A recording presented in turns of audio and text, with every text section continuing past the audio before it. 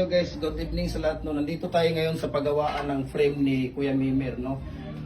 Dito sa Cagayan de Oro, sa Mindanao po ang area namin. So, nandito ngayon yung order ng taga Australia na tinatulungan natin na taga Bukidnon, si Kuya. Ito po yung hexagon na dala ni Kuya. Ang presyo po ay hindi na natin yung presyo kasi negotiable kay Kuya Mimer yung presyo.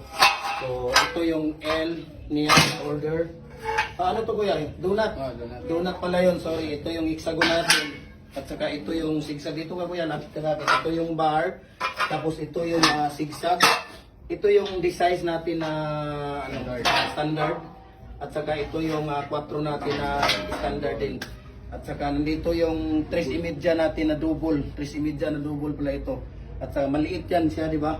Tapos yung lower natin, ayan. So nandito lahat yung dala natin kay Kuya Mimer. Katuwang niya dito si Kuya. So sino pa yung mga gustong bumili, mag-order, PM na po kayo sa Gym Hardware Balulang branch, at saka Gym Hardware Ganituan branch.